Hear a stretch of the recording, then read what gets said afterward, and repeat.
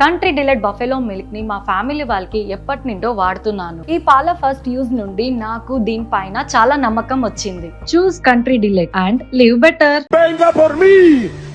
Aquí lo esperan Miraflores, no se tarde en llegar, cobarde.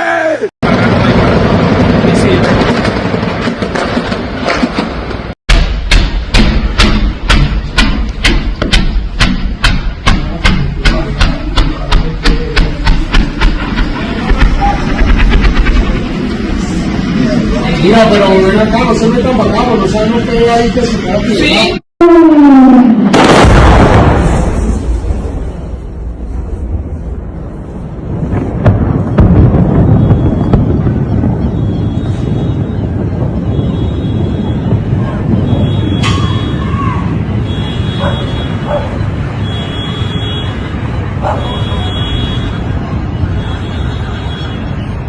Mierda, what the fuck?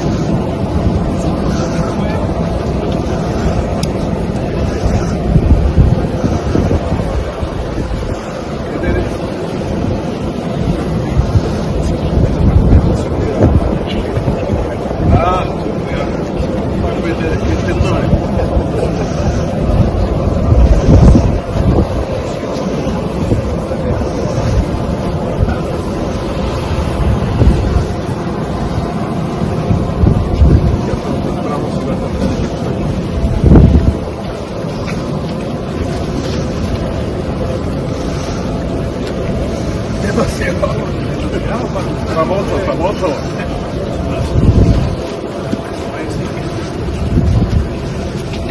Por esa gente sabe que la verdad que yo digo.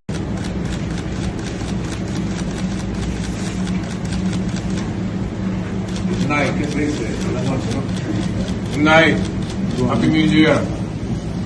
President Donald Trump తన మంత్రివర్గ సహచరులు defence minister, foreign మినిస్టర్తో కలిసి detail press కాన్ఫరెన్స్లో వెనుజులా పైన ఎందుకు దాడి చేశాడో చాలా వివరంగా చెప్పారు. వివరంగానే కాదు, ఓపెన్గా కూడా చెప్పారు. ఎవరు విమర్శించాల్సిన ప్రత్యేక అవసరం ఏమీ లేకుండా అమెరికా అసలు లక్ష్యాలు ఏంటి చెప్పారు. ఇప్పటిదాకా రిపీటెడ్గా చెప్తుంది, ఈ ప్రెస్ కాన్ఫరెన్స్లో కూడా చెప్పింది డ్రగ్ ట్రేడ్ అని. నికోలస్ మదురో వెనుజులా అధ్యక్షుడు, ఆయన భార్య, ఈవెన్ ఆయన కొడుకు పెద్ద ఎత్తున అమెరికాలోకి డ్రగ్స్ను స్మగిల్ చేస్తున్నాడు అన్నది ఆరోపణ. కానీ ఇంతవరకు ఈ ఆరోపణ సమర్థిస్తూ ఏ రకమైన ఎవిడెన్స్ అమెరికా చూపలేదు. ఇలాంటి ఆరోపణలు గతంలో చాలాసార్లు ఒక దేశాధినేతల్ని అటాక్ చేయాలనుకున్నప్పుడు అమెరికా వాడిన అస్త్రమే. అందులో ప్రామినెంట్ ఎగ్జాంపుల్ ఇరాక్లో సద్దాం హుస్సేన్ దగ్గర వెపన్స్ ఆఫ్ మాస్ డిస్ట్రక్షన్, జన విధ్వంసక ఆయుధాలు ఉన్నాయని దాడి చేసి ఆయన అంతం చేశారు. ఇప్పటి వరకు ఒక్కటంటే ఒక్క వెపన్ ఆఫ్ మాస్ డిస్ట్రక్షన్ బయటకు రాలేదు. ఇక ఈ డ్రగ్ కార్టెల్ నిజమైతే అమెరికా నివేదికల్లో ఏముందో ఒకసారి చూద్దాం. మీకు ఈ డ్రగ్ ఎన్ఫోర్స్మెంట్ అడ్మినిస్ట్రేషన్, అమెరికా ప్రభుత్వ విభాగము ప్రతి ఏటా national drug threat assessment report అని NDTA రిపోర్ట్ ఇస్తుంది. ఇది 2024 national drug threat assessment report ప్రకారము ఎక్కడ వెనుజులాను ఒక ప్రధానమైన డ్రగ్ థ్రెట్గా ఎక్కడ చెప్పలేదు. పైగా మీకు హాండురస్ మాజీ ప్రెసిడెంట్ 45 years జైలు శిక్ష అనుభవిస్తున్నాడు. ఇదే డ్రగ్ స్మగ్లింగ్ చేశారన్న ఆరోపణలపైన. కానీ విచిత్రం ఏంటంటే ఆయనకు ట్రంప్ ఇటీవల పార్డన్ ప్రకటించాడు, క్షమాభిక్ష విధించాడు. దీన్ని బట్టి అర్థమవుతుంది drug cartels, drug trade, drug అని చెప్పడంలో అమెరికా అసలు లక్ష్యం ఏంటో. ఒక్క వెనుజులానే కాదు, చైనాను కూడా ఇలాగే అన్నాడు. ఫెంటినిల్ పెద్ద ఎత్తున పంపిస్తున్నారు, కానీ మరి చైనా పైన అటాక్ చేయలేదు. కెనడా పైన ఇదే ఆరోపణ చేశారు, మెక్సికో పైన ఆరోపణ చేశారు. ఈ దేశాలపైన ఏమీ అమెరికా అటాక్ చేయలేదు. అందువల్ల వాస్తవంగా డ్రగ్ స్మగ్లింగ్ అని చెప్పడం కేవలం ఒక ముసుగు మాత్రమే. కానీ ఆ ముసుగు మనం తీసేయాల్సిన అవసరం లేదు, ట్రంపే తీసేసుకున్నాడు. సో ట్రంప్ ఎలా తీసేసుకున్నాడో ఆయన ప్రెస్ కాన్ఫరెన్స్ చూస్తే మనకు అర్థమవుతుంది. ఏమని చెప్పాడు ఈ ప్రెస్ కాన్ఫరెన్స్లో? నికోలస్ మదురో మాకు ఆయన నేరస్తునిగా అమెరికా న్యాయస్థానాలు నిర్ణయించాయి. ఆయన డ్రగ్ ట్రేడ్కి పాల్పడ్డాడు గనక ఇది ఫుజిటివ్, అంటే వెనుజులాలో దాక్కుంటున్న అమెరికా కోరుకుంటున్న నేరస్తుడు. ఇప్పుడు మన దేశ నీరవ్ మోడీ, విజయ్ మాల్యాలను కోరుకున్నట్లుగా, లేదా హఫీజ్ సయీద్, మసూద్ అజర్లను కోరుకున్నట్లుగా అమెరికా మదురోను కోరుకుంటున్నది ఆరోపణ. కానీ మరి మదురోను అయితే అరెస్ట్ చేశారు. కానీ అక్కడితో ఆగారా? ట్రంప్ బహిరంగంగానే ప్రకటించాడు, మేమే వెనుజులాను పాలిస్తాం. మీరు చూడండి ట్రంప్ ఈ వీడియోలో ఏమంటున్నాడు. We're going to run the country until such time as we can do a safe, proper, and judicious transition. So we don't want to be involved with having somebody else get in and we have the same situation that we had for the last long period of years. So we are going to run the country until such time as we can do a safe, proper, and judicious transition. And it has to be judicious because that's what we're all about. మేమే వెనుజులాను పాలిస్తాం, we will rule అంటున్నాడు. ఎవరు rule చేస్తారంటే కూడా చెప్తున్నాడు. తమ defence minister, తమ foreign minister మీకు వెనుజులాలో ఉన్నటువంటి ప్రభుత్వంతో కలిసి పనిచేస్తారు, వెనుజులాలో ఉన్న గ్రూప్స్తో కలిసి పనిచేస్తారని. అయితే ఇప్పటికీ స్పష్టత లేదు యాక్చువల్గా ఎవరితో పనిచేస్తారని. ఇప్పటికైతే వెనుజులా సుప్రీంకోర్టు ఆదేశాల మేరకు ఆ దేశ వైస్ ప్రెసిడెంట్ డెల్సీ రోడ్రిగ్జ్ దేశ ప్రెసిడెంట్గా ప్రమాణ స్వీకారం చేస్తున్నారు, ఆ బాధ్యతలు చేపట్టారు. డెల్సీ రోడ్రిగ్జ్ క్లియర్గా ప్రకటించారు వెనుజులాకు ఒక్కడే ప్రెసిడెంట్, అతను నికోలస్ మదురో అని. కానీ ట్రంప్ విచిత్రంగా ప్రకటించింది ఏంటంటే మా వాళ్ళు డెల్సీ రోడ్రిగ్జ్ అంటే కొత్తగా ప్రెసిడెంట్గా బాధ్యతలు చేపడుతున్న ఆమెతో మాట్లాడారు. సో కోఆపరేట్ చేస్తామని ప్రామిస్ చేశారంటున్నారు. లేదు, పాసిబిలిటీ ఏంటంటే ఒక ఇంటరిమ్ అడ్మినిస్ట్రేషన్ నడిపించి తర్వాత ఎన్నికలకు వెళ్ళి తన అనుకూల ప్రతిపక్ష నేతల్ని ఎవరో ఒకరిని ఆ సీట్లో కూర్చుండబెట్టాలన్నది అమెరికా లక్ష్యంలాగా కనబడుతోంది. సో చాలా క్లియర్గా అమెరికా ఏమంటోంది, వీ విల్ రూల్. ఎప్పటి వరకు రూల్ చేస్తారంటే జ్యుడిషియస్ ట్రాన్సిషన్, న్యాయమైన ట్రాన్సిషన్, అంటే అమెరికా అనుకూల ప్రభుత్వము ఏర్పడేంత వరకు మేము అమెరికానే దీన్ని పాలిస్తుంది అని అంటున్నారు. ఇక కేవలం పాలించడమే కాదు, అవసరమైతే మరో దాడైనా చేస్తామంటున్నారు. మీరు చూడండి ఈ వీడియోలో ఏమంటున్నారు. And we are ready to stage a second and much larger attack if we need to do so. So we were prepared to do a second wave if we needed to do so.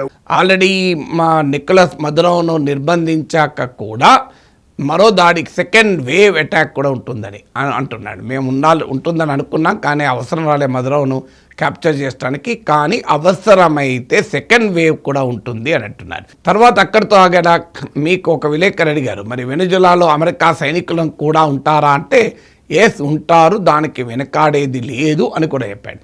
Does the U.S. running the country mean that U.S. troops will be on the ground? How will that work?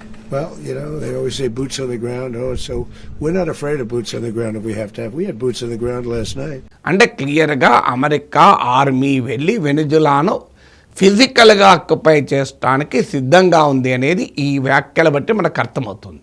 ఇక అందరూ ఆరోపిస్తున్నట్లుగానే వెనుజులాలో America ఈ ఆపరేషన్కు అసలు కారణం వెనుజులాలో ఉన్న చమురు సంపద.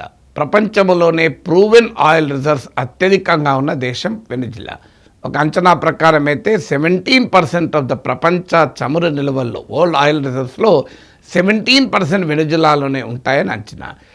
వెనుజులాలో 1976లో oil ఇండస్ట్రీని జాతీయం చేయక ముందు వరకు అమెరికన్ కంపెనీలు, ఎక్సాన్ మొబిల్ లాంటి అమెరికన్ కంపెనీలు పెద్ద ఎత్తున వెనుజులా ఆయిల్ సెక్టార్లో ఉండేవి.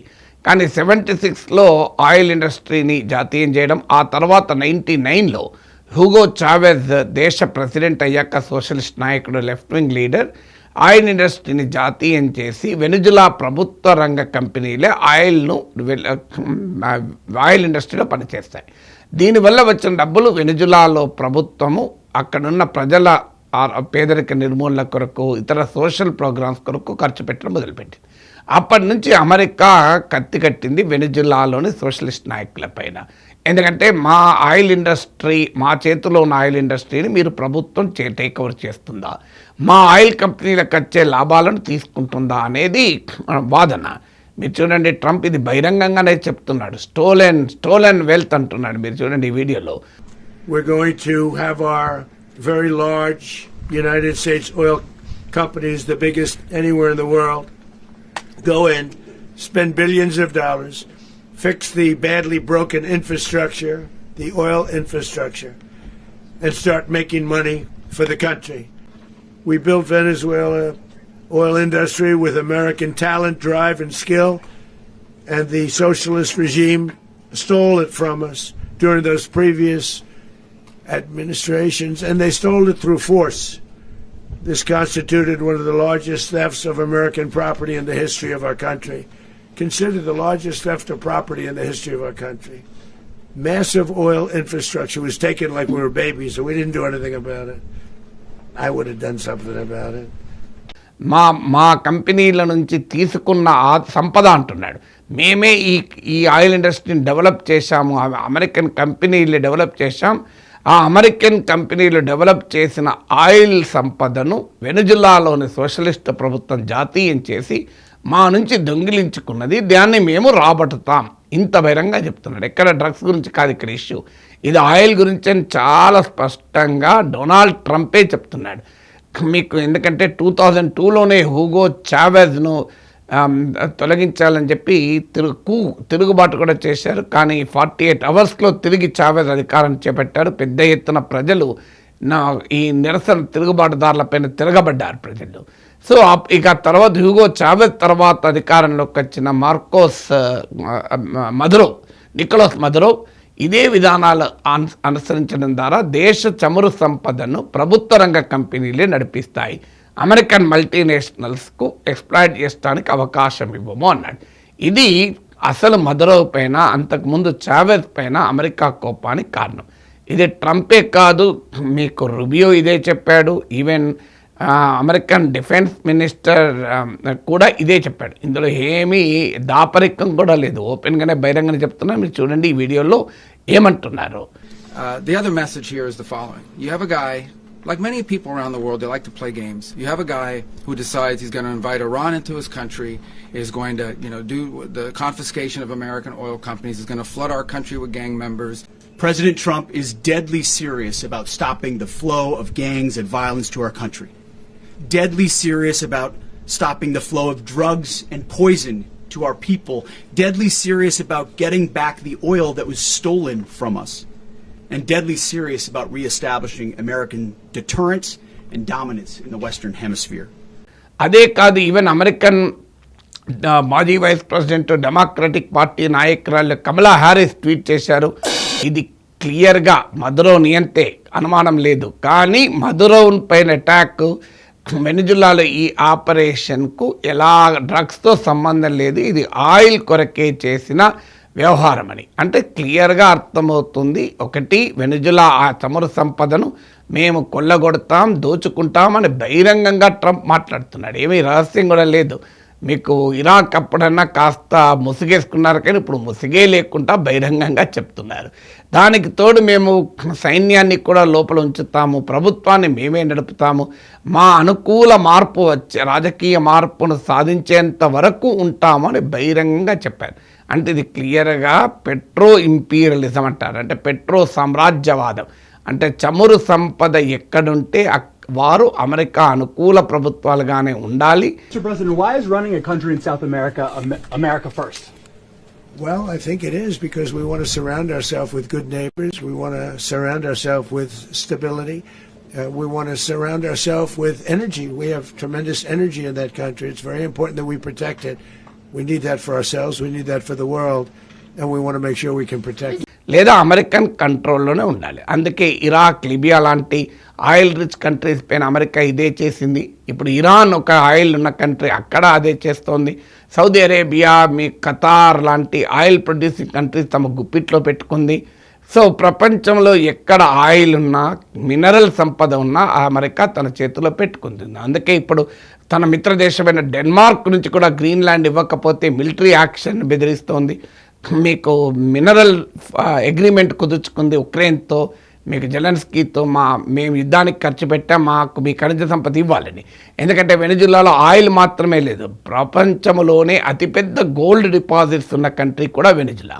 కేవలం చమురు సంపదను దోచుకోవడమే కాదు, కేవలం వెనిజులాను తన ఆధీనంలో పెట్టుకోవడమే కాదు, అమెరికా ఫారిన్ పాలసీ ఈ ప్రాంతంలో ఏంటో స్పష్టంగా చెప్పారు. ఇటీవల ట్రంప్ ప్రకటించిన నేషనల్ సెక్యూరిటీ స్ట్రాటజీలో కూడా చాలా క్లియర్గా ట్రంప్ చెప్పింది ఏంటంటే మాన్రో డాక్ట్రిన్ను మేము పునరుద్ధరిస్తున్నాం. అక్కడితో ఆగలేదు, దాన్ని డాన్రో డాక్ట్రిన్గా కూడా అభివర్ణించారు. మీరు చూడండి ఈ వీడియోలో ట్రంపే మాన్రో డాక్ట్రిన్ గురించి ఏమంటున్నారు. Core principles of American foreign policy dating back more than 2 centuries and not anymore. All the way back, it dated to the Monroe Doctrines. And the Monroe Doctrine is a big deal, but we've superseded it by a lot, by a real lot. They now call it the Monroe Document. I don't know. It's Monroe Doctrine. We sort of forgot about it. It was very important, but we forgot about it. We don't forget about it anymore. Under our new national security strategy, American dominance in the Western Hemisphere will never be questioned again. Won't happen. So just in concluding, for decades, other administrations have neglected or even contributed to these growing security threats in the Western Hemisphere. Under the Trump administration, we are reasserting American power in a very powerful way in our home region. So Munro doctrine ఏంటి, దీని ప్రత్యేకత ఏంటి, డాన్రో doctrine అంటే ఎందుకు అంటున్నారు అనేది నేను వేరే వీడియోలో చేశాను, మీరు చూడండి కావాలంటే దాన్ని సెపరేట్గా. బ్రీఫ్గా చెప్పాలంటే 1823లో ప్రెసిడెంట్ మాన్రో అమెరికా అధ్యక్షుడిగా ఉన్న సమయంలో స్పష్టంగా యూరోపియన్ పవర్స్కి చెప్పింది ఏంటంటే అమెరికాస్లో, అంటే అమెరికా ఖండంలో, అది నార్త్ అమెరికా కానీ, సౌత్ అమెరికా కానీ, లాటిన్ అమెరికా, ఈ ప్రాంతంలో యూరోపియన్ దేశాలకు స్థానము లేదు, మీరెవరు ఇక్కడ ఎంటర్ కాకూడదు, ఇది వెస్ట్రన్ హెమిస్ఫియర్ అమెరికా ప్రాంతము ఆధీనము, ఇక్కడ వేరే వాళ్ళని మేము ఎలో చేయము అని చెప్పాను. డొనాల్డ్ ట్రంప్ తన నేషనల్ సెక్యూరిటీ స్ట్రాటజీలో స్పష్టంగా చెప్పింది ఈ వెస్ట్రన్ హెమిస్ఫియర్ అంటే అమెరికాస్ అండ్ ఆల్సో కరీబియన్స్, ఈ ప్రాంతంలో ఎవరు America political, economic and military డామినేషన్ను ఛాలెంజ్ చేయకూడదు అని స్పష్టంగా అమెరికాకు ట్రంప్ రాజకీయ వైఖరికి భిన్నంగా ఉన్నటువంటి దేశాలను కూడా హెచ్చరించారు. ఇప్పుడు కొలంబియా, క్యూబా, నికరగువా, వెనిజులా, కొంతమేరకు మెక్సికో, ఇవన్నీ కూడా లెఫ్ట్ వింగ్ ఐడియాలజీ ఉన్నటువంటి దేశాలు. సో అందువల్ల అక్కడి నాయకులు కూడా బహిరంగంగా హెచ్చరించారు. ఇప్పుడు మార్కో రూబియో అయితే క్యూబాను ఉద్దేశించి క్యూబా చూస్తూ ఉంటుంది తప్పనిసరిగా ఏం జరగబోతుందో అని. మీకు అమెరికా డిఫెన్స్ సెక్రటరీ ఏకంగా అమెరికాను డిఫై చేస్తే, అమెరికాకు తలవంచకపోతే ఏమి జరుగుతుందో నికోలస్ మదురోకు పట్టిన గతి బట్టి మీకు అర్థం కావాలి అన్నాడు. అంటే వెనిజులా పైన దాడి డ్రగ్స్తో సంబంధం లేదు, వెనిజులా ఆయిల్ సంపదను దోచుకోవడం మాత్రమే కాదు, వెనిజులాను తన గుప్పిట్లో పెట్టుకోవడమే కాదు, అమెరికా కాంటినెంట్లో అంటే లాటిన్ అమెరికాలో, సౌత్ అమెరికాలో ఉన్న ఇతర దేశాలన్నింటికీ కూడా ఒక గట్టి హెచ్చరిక ట్రంప్ ప్రభుత్వం జారీ చేసింది. అంటే మిమ్మల్ని కూడా ఇలాగే చేస్తామని. గతంలో పనామా ప్రెసిడెంట్ని ఇలాగే నిర్బంధించి అమెరికా తీసుకెళ్ళింది. ఇది కొత్తమే కాదు, 1954లో గాటలమాలాలో, 1973లో చిలీలో, ఆ తర్వాత పనామాలో, నికారగోవాలో, ఇలా అనేక దేశాల్లో గతంలో కూడా అమెరికన్ ఆపరేషన్ చేసింది. కానీ ఇప్పుడు స్పష్టంగా చెప్తున్నారు ఏంటంటే అమెరికా వ్యతిరేక, ట్రంప్ వ్యతిరేక, అమెరికన్ ఐడియాలజీకి వ్యతిరేకంగా ఎవరైనా లాటిన్ అమెరికాలో ఉంటే వాళ్ళని ఉండనివ్వము అని. As the president said, our adversaries remain on notice. America can project our will anywhere, anytime. అంతేకాదు ఈ ప్రాంతంలోకి ఇతర పవర్స్ కూడా ఎలో చెయ్యము అన్నారు. ఆ రోజు 200 ఏళ్ల క్రితం మాన్రో చెప్పింది యూరోపియన్ అలయన్స్ గురించి, ఇప్పుడు యూరోపియన్ పవర్స్ గురించి. ఇప్పుడు యూరోపియన్ పవర్స్ కాదు, ఈ ప్రాంతంలో చైనా ప్రధానంగా ఉంది. రష్యా కూడా ఇప్పుడు వెనిజులాతో మంచి సంబంధాలు ఉన్నాయి. చైనా అయితే ఈ లాటిన్ అమెరికాలో, సౌత్ అమెరికాలోని అనేక దేశాలు చైనా నాయకత్వంలో బెల్ట్ అండ్ రోడ్ ఇనిషియేటివ్లో చేరాయి కూడా. ఇటీవల ట్రంప్ ఫోర్స్ చేస్తే Panama China led belt and road initiative నుంచి విరమించుకుంది కూడా. వెనిజులా ఆయిల్ సెక్టార్లో చైనా పెద్ద ఎత్తున పెట్టుబడులు పెట్టింది, ఆపరేషన్ నడుపుతుంది. China oil companies Venezuela oil ట్రేడ్లో కూడా కీలక భూమిక పోషిస్తున్నాయి. సో అందువల్ల చైనీస్ ఇన్వెస్ట్మెంట్ ఉంది ఇక్కడ. చైనా ఈ సౌత్ అమెరికాలో అనేక దేశాలు అనేక దేశాల largest number 1 or number 2 trading partner China. So అందువల్ల క్లియర్గా ట్రంప్ హెచ్చరిస్తున్నది చైనా పేరు చెప్పకుండా చైనా ఇన్ఫ్లుయెన్స్ ఈ ప్రాంతంలో అంగీకరించమని. గతంలో పనామా కెనాల్ విషయంలో కూడా ట్రంప్ ఇదే హెచ్చరిక చేశాడు. చైనా కంపెనీలు 2 పనామా కెనాల్ బిగినింగ్లో ఆపరేట్ చేస్తున్నాయి కనుక పనామా కెనాల్ను చైనాకు వెళ్ళిపోతుందని కూడా ఆరోపించారు. అందువల్ల క్లియర్గా ఇది కేవలం డ్రగ్స్ ఇష్యూకు సంబంధమే లేదు. డ్రగ్స్ కన్నా ఇది వెనిజులా ఆయిల్ సంపదను కొల్లగొట్టడం మొదటి లక్ష్యం. ఆయిల్ సంపదను కొల్లగొట్టడమే కాకుండా ఈ ప్రాంతం మొత్తం రాజకీయంగా, ఆర్థికంగా, మిలిటరీ పరంగా, పొలిటికల్, ఎకనామిక్, మిలిటరీగా అమెరికాకు సబ్జుగేట్ అయి ఉండాలి, అమెరికాకు సరెండర్ అయి ఉండాలి, అమెరికాకు లొంగిపోయి ఉండాలి. ప్రపంచంలో మరే ఇతర శక్తివంతమైన దేశం ఈ ప్రాంతంలో ఎంటర్ కాకూడదు అనేది వెనిజులాలో ఈ ఆపరేషన్ అబ్సల్యూట్ రిజాల్వ్ పేరిట నికోలస్ మదురోకు వ్యతిరేకంగా ట్రంప్ ప్రభుత్వం జరిపిన ఆపరేషన్ అసలు వ్యూహం.